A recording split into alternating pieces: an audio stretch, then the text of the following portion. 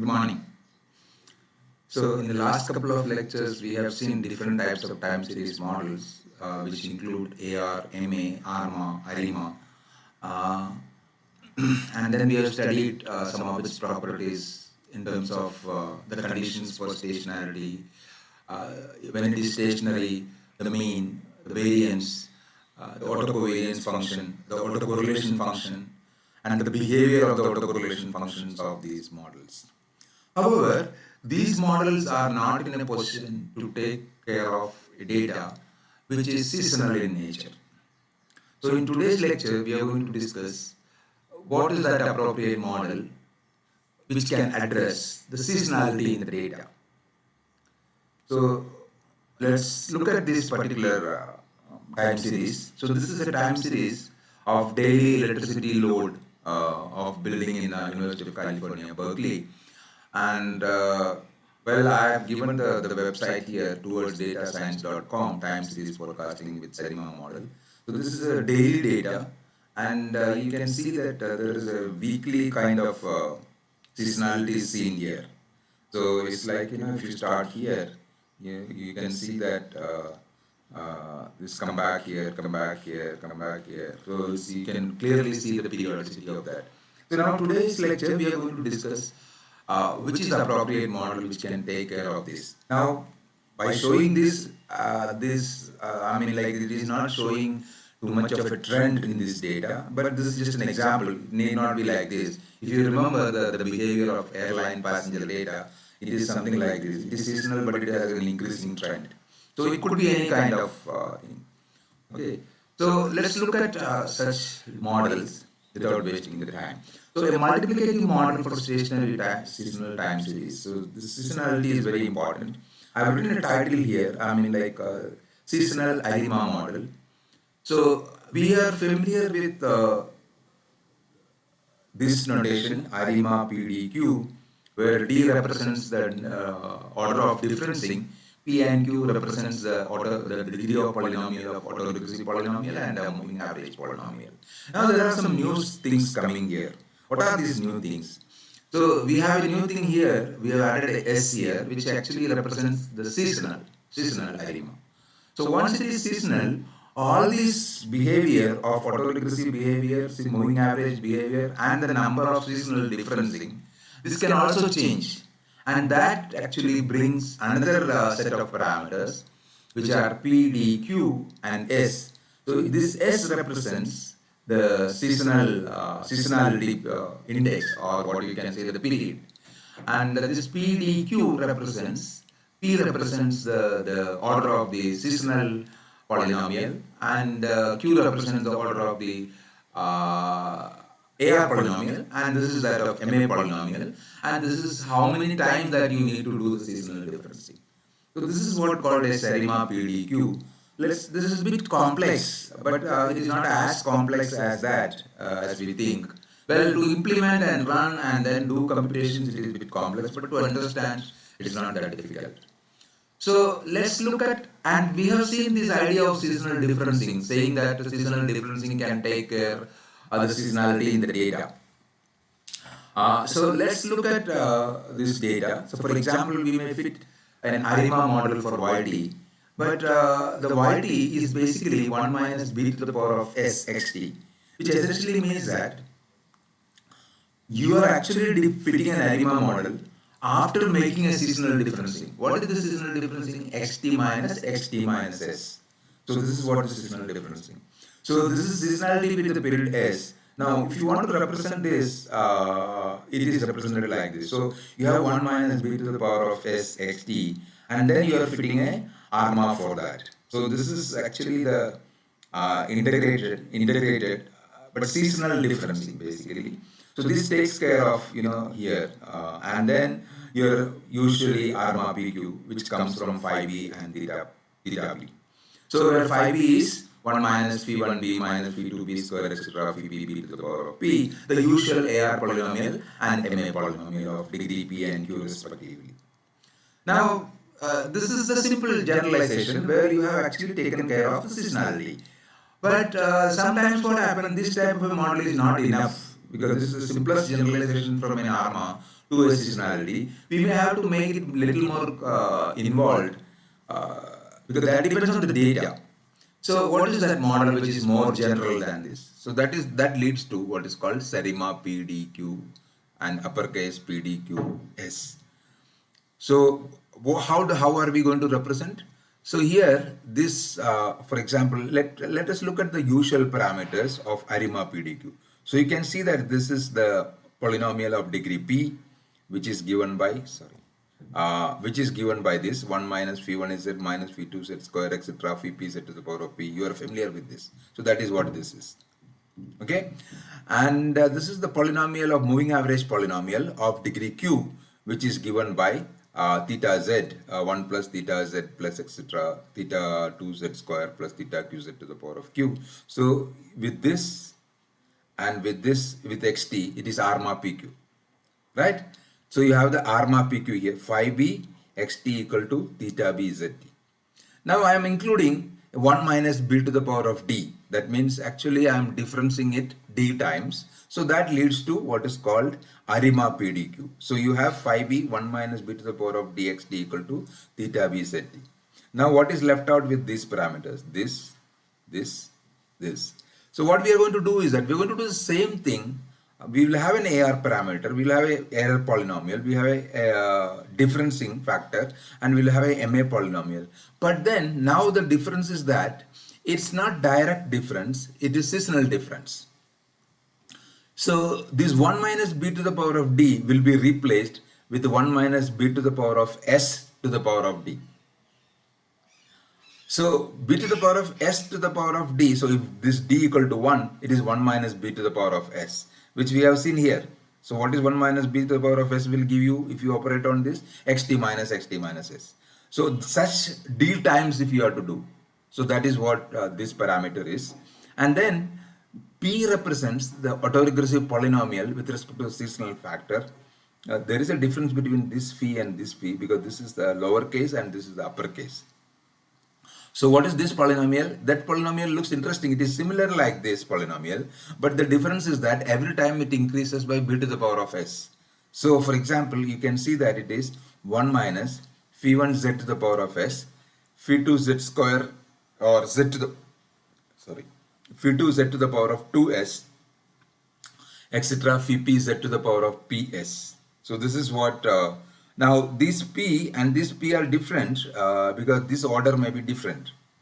So but this s this s depends on what is that s that you have here. So that is what this polynomial. So this is called a seasonal autoregressive polynomial of order s. Actually the of order p, but the seasonality parameter s. Okay. And on the similar line, we have this moving average seasonality parameter. So theta b to the power of s is 1 plus theta 1 z to the power of s plus theta 2 z to the power of 2s plus etc. theta q z to the power of qs. These thetas are different from this theta, and this q is different from this, and this increases like s, 2s, 3s. Why it is so? Because that represents the seasonality. So this is called ultimately a seasonal ARIMA or SARIMA model of order PDQ and this PDQS. Let's look at some of them, and so that you will be clear. So for example, I'm going to have 0, 1, 1, 1, 1, 12. So 0, 1, 1, 1, 1, 12. Now what is this 0, 1, 1, 1, 1, 12? So it shows that the seasonality is 12. Okay, now this generally the notation, this first three of them write small p, small d, small q. So there is no small p, which means that there is no autoregressive parameter. There is 1, which means that 1 minus b to the power of 1 is there. So that represents this one. And this is a moving average parameter, which is 1 plus theta b z. Zt is anyway 1 plus theta b. So we are through with this part. And then this is seasonality part. There is no AR seasonality parameter, but there is a differencing seasonality parameter, and that to order 1, and the seasonality index is like a seasonal period is 12. So we can see that it is 1 minus b to the power of 12, the whole to the power of 1, right? And this is actually representing the seasonality moving average, which comes on the right hand side. So it is of order 1, which means that 1 plus theta b to the power of 12. Now you can simply simplify this. So let me show. So what is that when you simplify? You can actually multiply this. So I'll show you this. So we have 0, 1, 1, 0, 1, 1, 12. So let's look at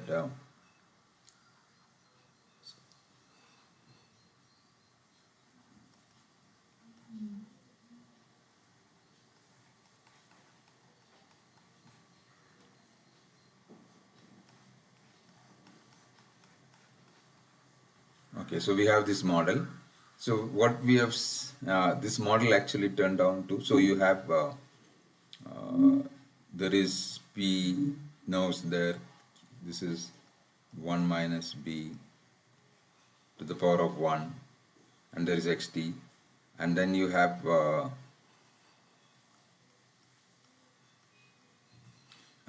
here you have, there is a moving average parameter, so 1 plus theta b, and then you have, this is moving, so this is done, this is done. Now here you have 0 for the AR, differencing there is 1, so you have 1 minus b to the power of 12 to the power of 1, and there is no AR, but there is a moving average. What is that?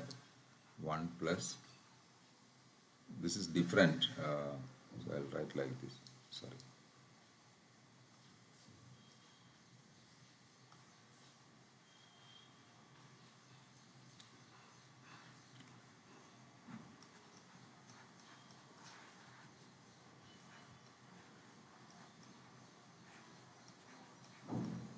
So this is what you get. So you can check with the 1 minus b to the power of 12, 1 minus b xt, 1 minus b to the power of 1 minus b xt, 1 plus theta b to the power of 12, 1 plus theta b zt, 1 plus theta b to the power of 12, 1 plus theta b zt. Now if you simplify this, what you get, so I am going to simplify it, 1 minus b to the power of 12 into xt minus 1. So I simplify the left hand side. So what you get now, you get this is xt and minus this is xt minus 12, right? And this is minus xt minus 1. This is plus xt minus 13. So you have t, see, you have actually t minus 1 minus 12, so minus 13. So this is equal to, on the right hand side, you have, so I'll do one by one. So if I now simplify zt with this is zt plus theta zt minus 1. And this you now multiply by 1 plus this theta b to the power of 12. So zt, and then this is theta zt minus 12, and this is plus theta zt minus 1 plus theta zt minus 13. Now if you rewrite this, the whole thing can be written xt equal to xt minus 12 plus xt minus 1 minus xt minus 13 plus zt plus this theta zt minus 12 plus theta zt minus 1 plus theta zt minus 13. So this is the model. So ultimately what you have is xt is a function of xt minus 12, xt minus 1, xt minus 13, and then it is also a function of zt minus 12, zt minus 1, zt minus 13. Remember that these are not observable.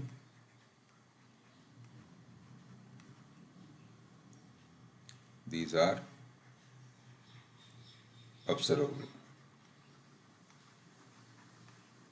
Not only that, but functions of past x's. Okay, so this is basically, these are functions of past x values. So this may be function of zt minus 1, I mean xt minus 1, xt minus 2, etc., which we have to rewrite and find out, but that's not very easy.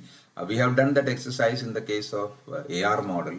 So as I told you that when you get into more complexities, this one has to adopt the appropriate method for that. So well, we write like this, and then we need to go further and then do the analysis in this context. So what it means that in these kind of situations, we generally don't go for very high values of this.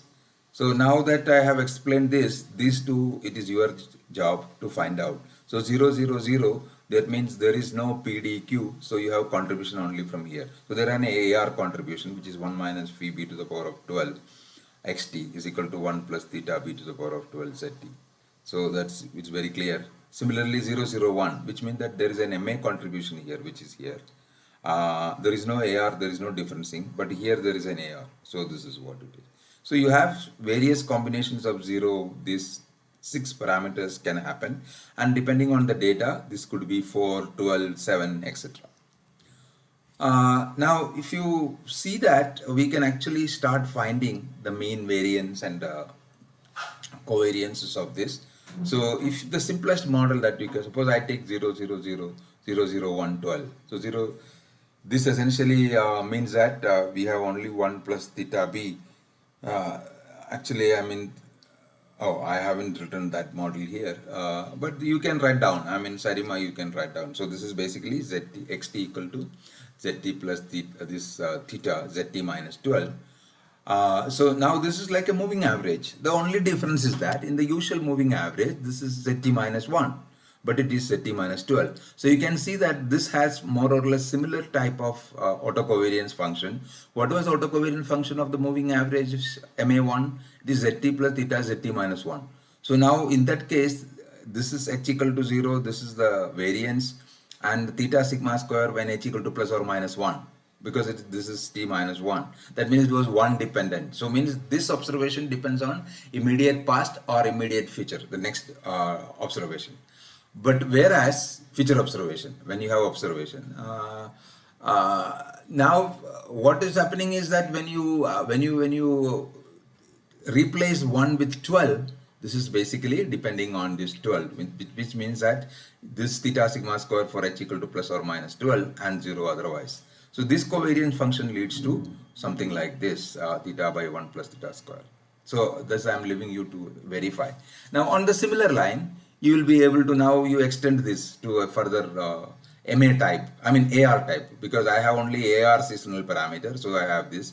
And if you start finding the covariance function, this has something similar to the AR kind of model, but there is a difference. One has to be very careful about this particular term, because you see in the case of AR, this is like just 5 to the power of k upon 1 plus phi square, where k equal to 1.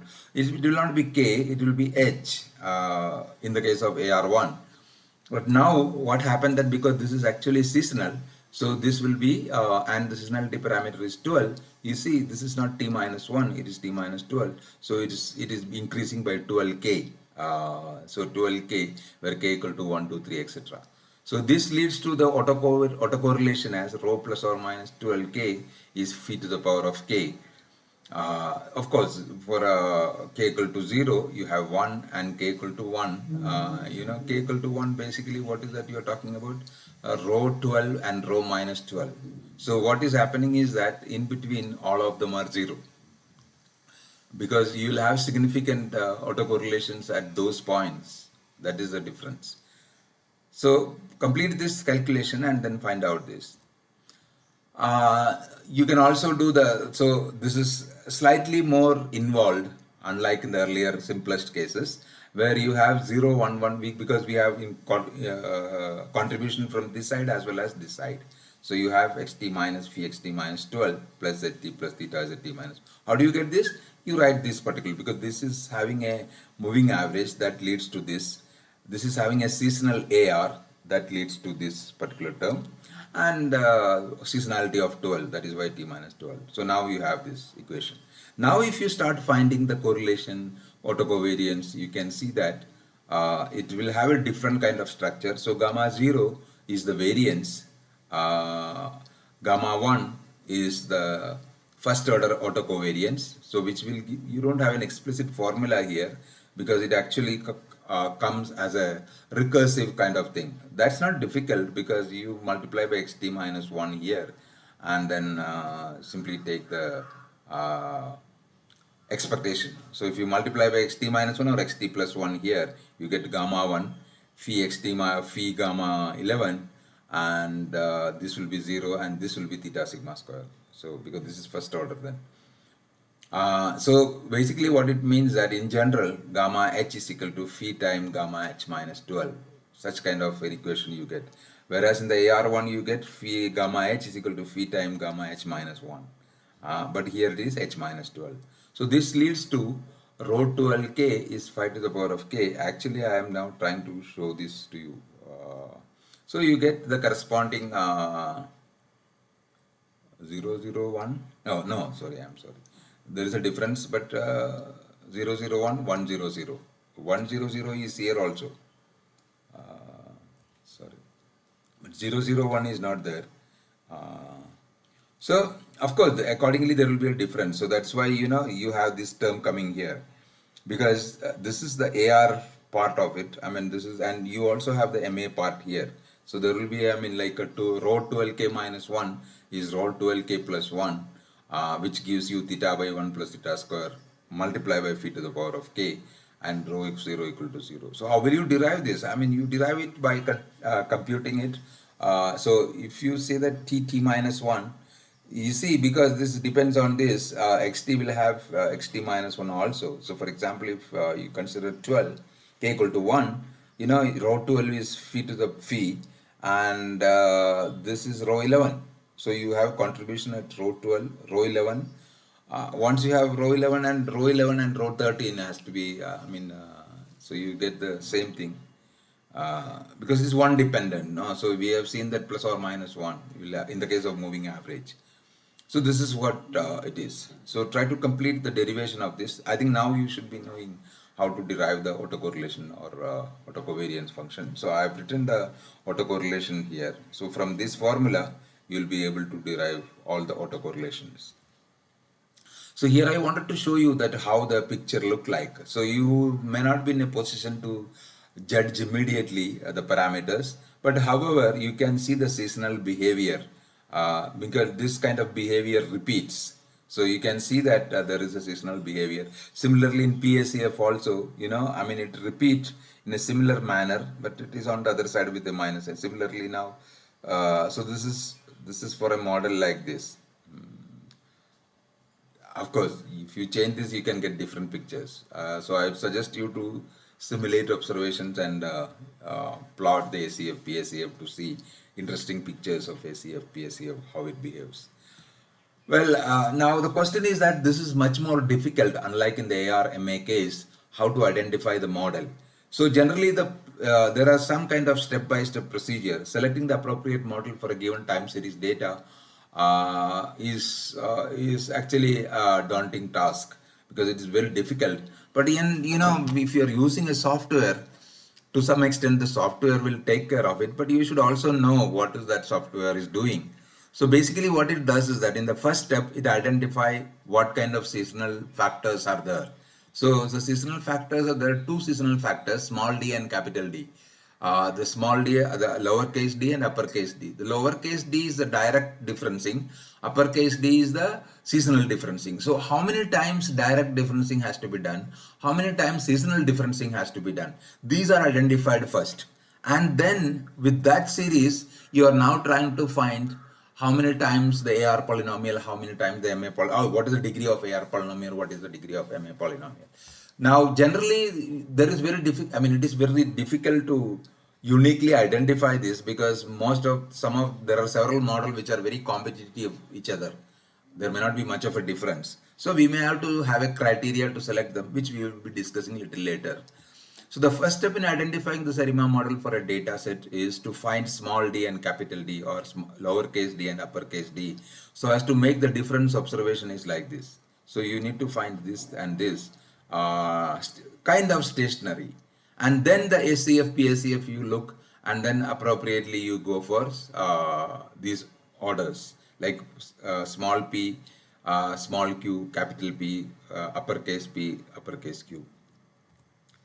So there is a step-by-step procedure. I mean, this is not necessary to be true for all the cases, but I'm just trying to write down, because every time you face a new data, you will be facing this problem, how to identify. But as an initial thing, you can use ready-made software. In fact, if you use SAS ATS, Economic Time Series, it check about 10,000 models in one go, and that tell you this is the best model which is suitable. So ideally, when you are actually on the application side, you may not basically start using or verifying each and every model and what is the theory behind it in terms of fitting that, how it is suitable to the given data.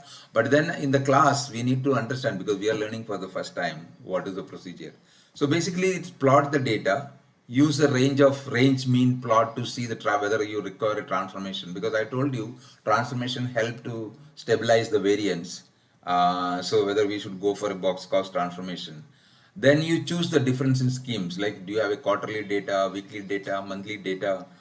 So you have to identify, and then look for this kind of a thing like 3s plus 3 lags on the ACF and PACF for all combination of d equal to 0, 1, d equal to 0, 1, and see that whether this is actually how this is behaving. So generally what we do in a practical situation, these numbers are not going to be very high, because if they are very high, the model become more and more complex, more and more parameters are going to appear. So generally these differencing parameters are either you don't difference or difference once or maximum twice, not more than that. Go higher with D as needed, but mostly we may not require. Choose the stationary xt with the smallest d and capital D. Avoid over differencing. It's over differencing. I told you the consequence of over differencing. Tentatively identify the model from the ACF and PACF, and then fit that model. Choose this PDQ, fit and check, and then you come back and then modify and then compare the models. Go for the one which best in terms of certain criteria. Criteria we have not discussed in our lectures, so but we will be discussing soon.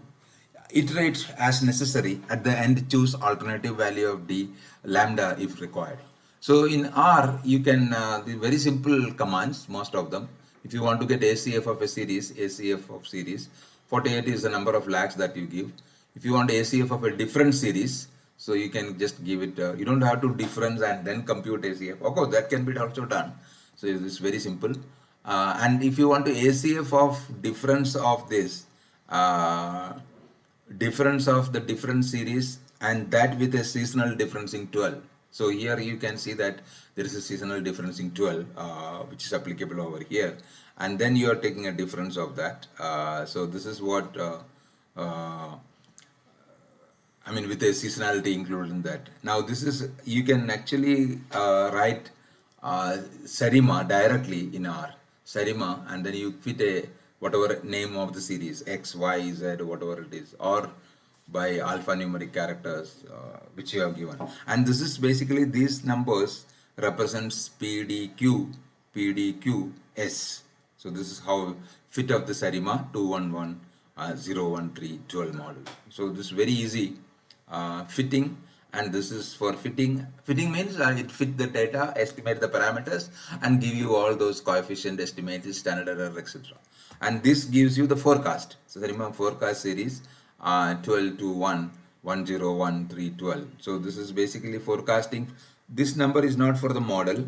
This number is because this is the order of the model, and this is for how many forecasting ahead that you need to do. So because this is a monthly data seasonal, so I am going to do for next 12 months. So Sarima 4.4 series, this forecasting for next 12 months using Sarima model. I just want to show you, I'll stop this lecture with just showing you how this fit actually goes through. So for example, this is what the data that we have started with. So we clearly there is a seasonality. Trend is not much there. So seasonality is there. So this gives me, and if you difference the data, this is weekly seasonal difference. first difference and seasonal difference. Actually, I did a first difference because slight increase is there, not exactly, there is slight increase. So maybe a linear function fit as a trend. So we have difference once. So that's why direct difference once, and of course seasonal difference, a weekly seasonal difference. That means of order 7. This is a daily data. So S is equal to 7. And if you take the difference, it looks like this. So we can see that this is somewhat kind of, I'm not claiming exact stationarity, but you can still see that those earlier things have gone, those seasonality. So maybe we should start fitting a model for this.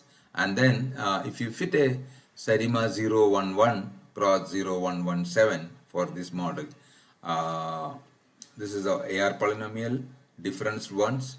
This is the MA polynomial, and see the seasonal difference ones. Seasonal difference 1 mean to the power of 7, b to the power of 7, and you have an MA factor here, no AR factor. So if you fit this model, you can see that the fit looks like this. The fit is not very excellent because you can see that here there are problems. And what if you look at the data more carefully, you can see that these are basically the holidays, the weekend or holidays. Now what happens that in the weekend and holidays, the electricity consumption will be different than the usual one. So this is like a sale during festival season. So there is going to be a change in the forecast. So maybe what we can do is that there are other ways to include along with the data. You can actually go for an exogenous variable, or we have learned what is called Rmax. So like that you can have a Serimax. What is this X? It is an exogenous variable. So we can say week effect, and then put, if it is a weekend time point, you put it as 1, and if it is not a weekend time point, you put it as 0. Or weekend can be changed to a holiday kind of a thing. So in that case, we can improve the model a little bit, and that leads to something like this. So this is slightly better than the earlier. See, this fit was like this, whereas this fit is much better. Still, of course, there is a problem here. So we need to improve it further.